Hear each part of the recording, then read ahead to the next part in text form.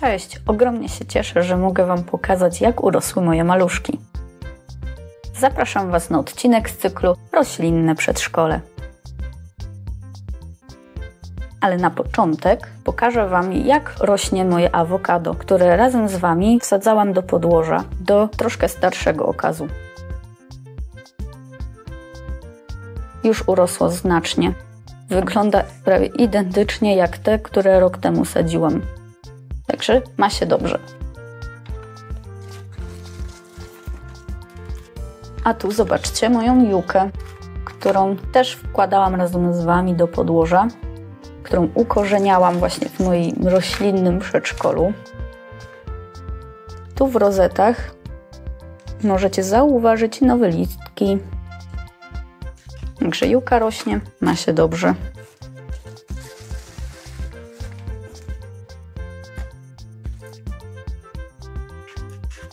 Dobrze, na początek pokażę Wam Monsterę Deliciosę.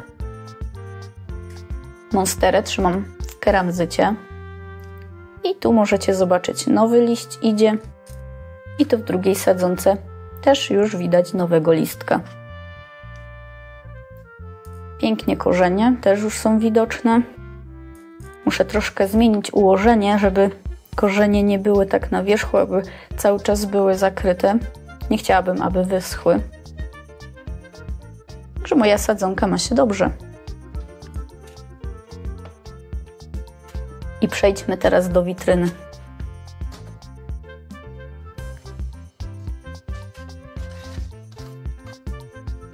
I tu zobaczcie, mamy mojego Philodendrona Pink Princess, dwie sadzonki. Jedna z nich ma 2 zębuszki, będą 2 nowe liście. I druga ma tutaj tego jednego.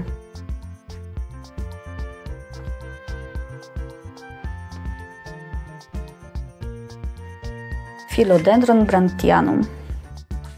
Nowy liść tutaj, jeszcze się nie rozwinął. Nowy listek tutaj, połowa rozwinięta. I tutaj sadzonce też jakiś nowy listek się pojawi niedługo. Także Philodendron rośnie, ma się dobrze.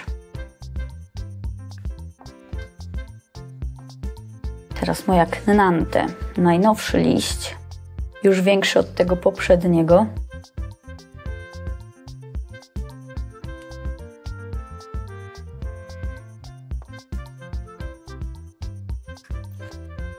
Philodendron Red Sun. Ten młody liść już się rozwinął i zmienia kolor. Na początku był czerwoniutki, a teraz można tutaj zauważyć, pojawia się zieleń. Te starsze liście już są zielone z odrobiną czerwieni.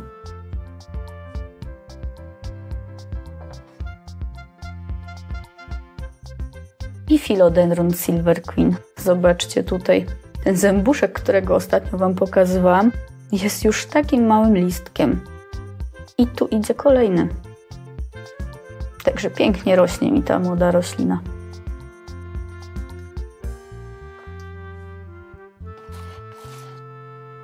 A tutaj zobaczcie moją pędówkę Ardizii karbowanej. Niestety nie ma jeszcze korzeni, ale liście dalej są jędrne i nowe też jeszcze tutaj są widoczne, nierozwinięte całkowicie.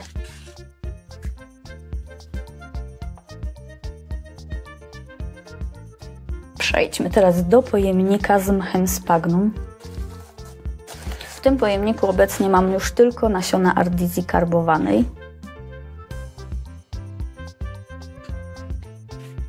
I tutaj jest coś, co już mnie bardzo cieszy. Zobaczcie.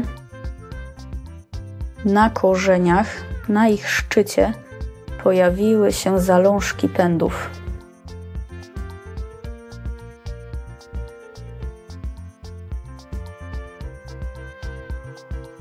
I to nie tylko w jednym, ale mam już tych nasion, właściwie już korzeni, kilka, więc super, coś z tej rośliny na pewno będzie. Ok, wkładam z powrotem do pojemnika, przykrywam wilgotnym mchem.